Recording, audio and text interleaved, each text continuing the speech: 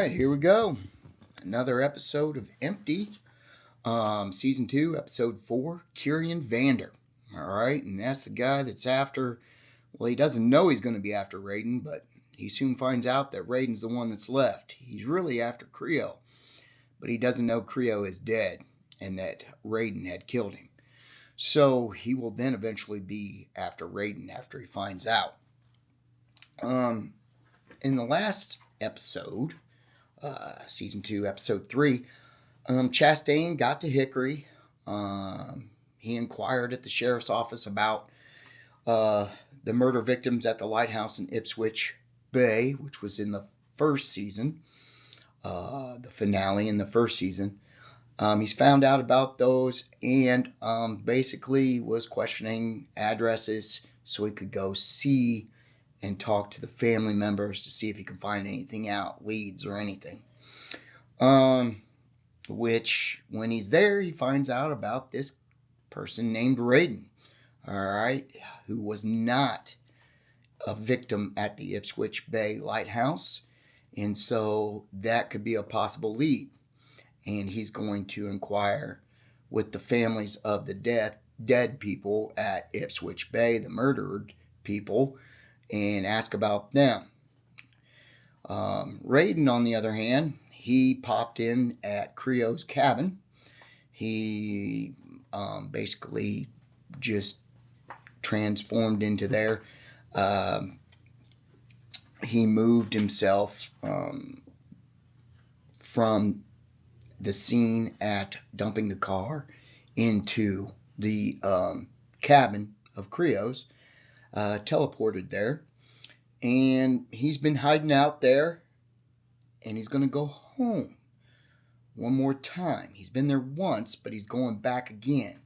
He's going to see if his dad left any information about this Kierion, because he saw it in Kieri's journal that he found in the cabin. So he wants to find out more about it, as well as he has first aid stuff there at the house, and he's going to bury the stone in his body so that it's protected. So that's basically where we left off, and Chastain's there. If you've missed my other episodes and you're watching this, please subscribe to my YouTube channel. You can go to my YouTube channel, www.youtube.com/@Ruggles, and become a subscriber and be notified about the new episodes coming up, as well as go to my playlist on Empty podcast episodes, and you can watch the first season, episodes 1 through 9, and of course, episodes 1 through 3 of season 2 if you've missed them.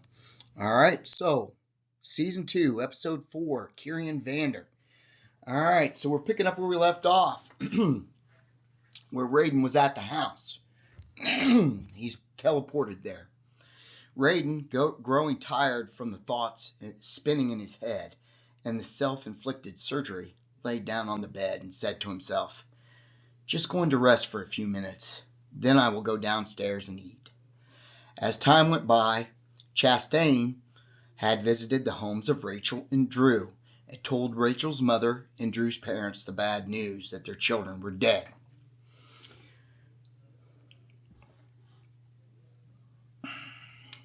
The interview with Rachel's mother led again to the name of Rayden, except her words of Rayden were kind and expressed how well he treated Rachel and that Rachel really was close to Rayden. She had a sense that something had happened to Rachel, and her reaction was upset and an emotional one, but not hysterically out of control. The interview with Drew's parents was not the same, and the father grew upset. After telling the Barneses that their son was dead, the mother screamed and wailed. Principal Barnes angrily asked what happened. Chastain explained that there were other bodies at the scene, but he could not disclose that yet. Principal Barnes asked if Rayden Miller was one of the bodies. Chastain said, "No, why would you ask that?" "Drew told us he had to help Rayden with something, and that was the last we saw of him," said Principal Barnes. Chastain followed with a question. "Did you know this Rayden well?" "I am the principal of Maple Valley High, which Rayden attended, and he was good friends with Drew for about a year, and then they kind of drifted apart. And then suddenly, he had asked Drew for some help, and Drew said he was going to help him. Rayden was a good kid at one time, and he was into that MMA stuff. But his dad left him, and Rayden went downhill from there. Not rock bottom, but definitely there was a drop-off from where he was before his dad left. Was he a troublemaker? Asked Chastain. No, not really, replied Barnes. He just distanced himself from others, except that Rachel girl that he hung around. How was she as a student? Again, Chastain with another question. About the same as Rayden, B's and C's, and socially she distanced herself as well. At this time, Rayden had been up about 20 minutes and fixed himself a can of chicken noodle soup from the cupboard. As the soup was heating, he turned the TV on to the national news to see if there was anything mentioned about the incident at the lighthouse. Rayden grabbed his soup from the microwave and hustled to the couch in the living room, sat the bowl on the coffee table. Damn, that is hot. I need to remember I have powers. Should have moved that hot bowl telepathically. Oh well. Rayden got a glass out of the cupboard and filled it with ice. He then proceeded to fill the glass with ice water at the kitchen sink. He took a sip. Oh, that is cold and good. He sat on the couch and he searched for a news channel and found it. The click was made and the news popped up.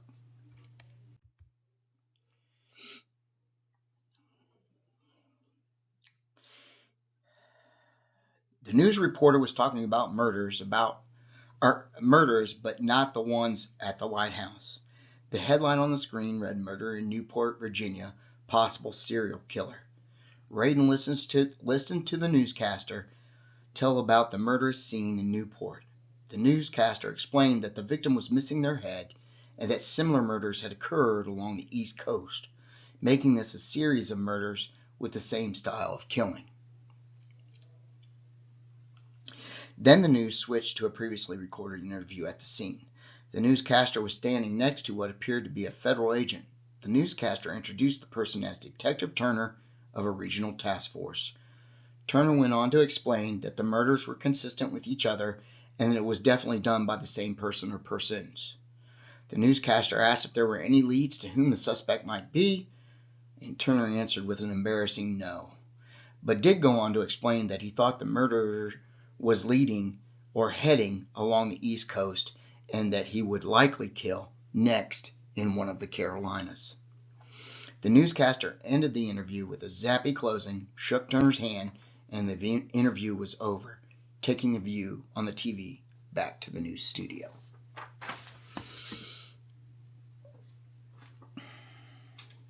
At that time, there was a knock on the door. Rayden was startled and fell into straight panic mode. He quickly thought about Creo's cabin and poof, he was gone. However, in his frantic flee, he left the TV on and his soup and water on the coffee table.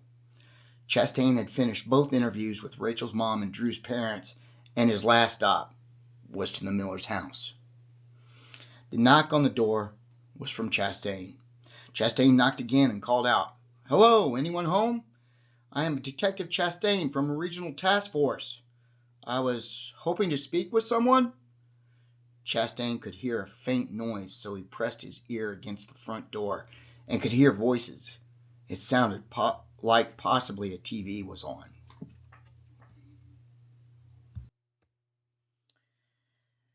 As Chastain did those things, Rayden popped up in Creo's cabin, and instantly he knew he'd messed up. He knew that the TV was left on, but the major mistake was the soup and the water left out. It was too risky to go back and try to grab the soup and water and pop back here without being noticed. And Rayden was right. Chastain had already picked the lock to the front door and peered into the house, yelling again, "Hello? My name is Detective Chastain with the Regional Task Force. Is anyone home?" Rayden sat at the table in the cabin, knowing it was too late. Only hoped nothing would transpire from this, and it was just a salesman at the door, or at least not the cops. But Rayden was wrong. Chastain was smart and noticed the TV on, but better yet, the soup and glass of water. He approached the coffee table and touched the bowl of soup, and the bowl was still warm. The water was noticeable with ice in it, and it was cold, and there was still water perspiring on the glass. Chastain knew someone had just been there, and most likely left in a hurry. Chastain ran to the back door, went to open it, but it was locked. Why would someone leaving in a hurry take the time to lock the door after they shut it, rather than just shut the door and keep going? That was strange. Or is this person still in the house, hiding? Chastain's phone rang and vibrated. It was Turner. Chastain said, "Hello?" Turner started the conversation with, "How's the lighthouse case going?" "I think I have a hunch about the case, and if I find that hunch, a lot could be explained." "Well, that is good. Are chances good you will find your hunch?" asked Turner. "I hope so, and hopefully we can get some answers," said Chastain. Turner continued the conversation by saying, "Hey, I just pulled into Hickory. Where are you at?" "I am at a possible suspect victim's house right now. There's a Quality Inn off of I-40 East exit 125. Go ahead and get a room there, and I will be there in the next 30 minutes. I want to check this house first for anything that may help with the lighthouse case, and then I will head to the hotel after I'm done." "Sounds good," said Turner, and hung up the phone. After hanging up with Turner, Chastain started to search the house, hoping to find either Charles Miller or Rayden Miller, Cheryl's son, or both. He searched the whole downstairs and proceeded to head up the stairs. There were 2 rooms upstairs, along with a bathroom. Chastain quickly scanned the bathroom and pulled the shower curtain back, and there was nothing, just bottled soap and a bottle of shampoo. However, there was water in the sink, which indicated someone has been in the house just recently. Chastain walked toward the room on the left. He slowly opened the door, making sure he would not get any surprises and end up unconscious or seriously hurt. As the door opened wider, he saw that the room was empty. He walked in the room and slowly turned the handle on the closet door, except this time he had his 9mm out and ready to go. But the same result, the closet was empty. He then walked down the short hallway to the other room and noticed the door was cracked open. He pushed the door open with his left hand and had his 9 in his right pointing at the room. He quickly scanned the room, and it definitely was a bedroom, a boy's bedroom. This has to be Rayden's room. Could Rayden be possibly hiding in here? Chastain thought to himself. Chastain carefully searched everywhere in the closet, under the bed, etc., all the juicy hiding spots, but found nothing. The last place to look is the basement. So he headed downstairs and walked to the basement door. He slowly opened the door and saw the light switch on the wall.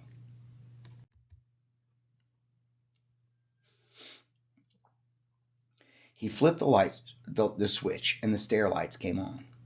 He saw at the bottom of the stairs 2 more light switches and walked down the stairs slowly with the gun ready and flipped one switch, and the stair light went off. Chastain got anxious and quickly flipped it back on. He then flipped the other switch and the basement lit up. He quickly scanned the basement. He saw a workbench, some shelves, chest of drawers, and the water heater. No real places to hide. Crap, thought Chastain. Whoever had the soup was gone. But why lock the door behind you when leaving? It did not make sense. Chastain headed back upstairs and out the door to the rental car and started toward exit 125 on I-40 to the Quality Inn to meet Turner. Sturgill's Diner. Wow, what an amazing family-owned diner where a lot of people would frequent for breakfast, lunch, and dinner. It had a homely atmosphere with television entertainment, a traditional jukebox, and a cleared area with couches and recliners that gave it a lounge appearance. The Sturgills had been cooking food from generation to generation for nearly 50 years. The diner was located just outside of the downtown, off of I-40, as you're coming into Hickory.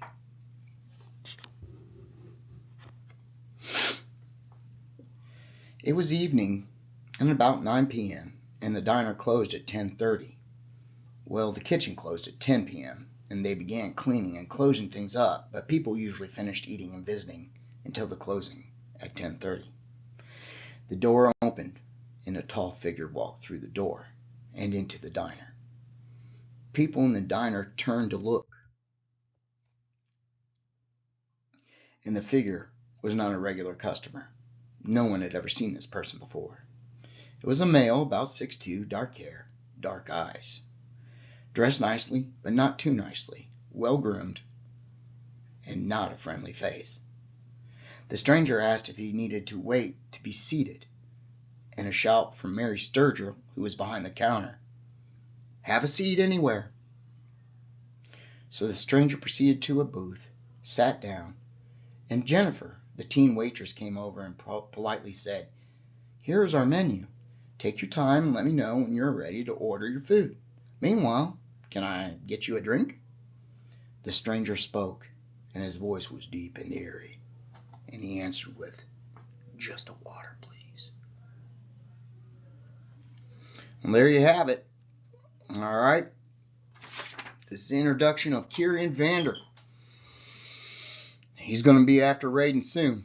All right. So, hopefully you enjoyed episode 4.